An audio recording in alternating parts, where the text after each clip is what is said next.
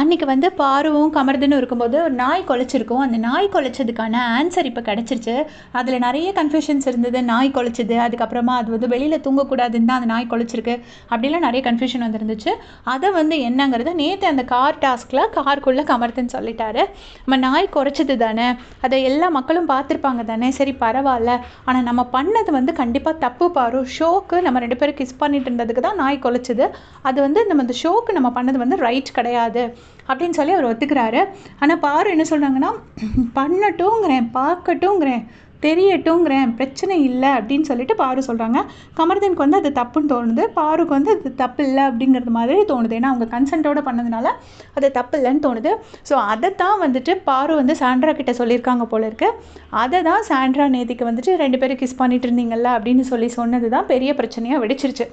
அது அந்த கிளிப்பிங் பார்க்கும்போது தான் எனக்கு புரிஞ்சுது. அப்போ வந்து சொல்லிட்டு இருக்காங்க, அப்போ நிறைய பேர் அந்த டைமில் சொல்லியிருந்தாங்க, டாக் பார்க்கிங் பட்டனை மாற்றி ப்ரெஸ் பண்ணிட்டாங்க, அதனால தான் வந்து இதாச்சு, அப்புறம் தெரியாமல் நிறைய பேர் அக்யூஸ் பண்ணுறாங்கலாம் நிறைய பேர் சொல்லிட்டு இருந்தாங்க. பட் கமருதீனே நேற்று ஒத்துக்கிட்டாரு. அந்த கிஸ் பண்ண 2 பேரும் அந்த டைமில் அந்த சூப்பர் டிலக்ஸ் பெட்ரூமில் கிஸ் பண்ணிட்டு இருந்தனால தான் பிக் பாஸ் வந்து ஓப்பனாக அவங்கள வந்து தேவையில்லாமல் அசிங்கப்படுத்த வேண்டாம் அப்படிங்கிறதுக்காக ஒரு நாய் குலைக்கிற சவுண்டை போட்டு விட்டுருக்காரு. அதனால அவங்க 2 பேரும் வந்துட்டாங்க.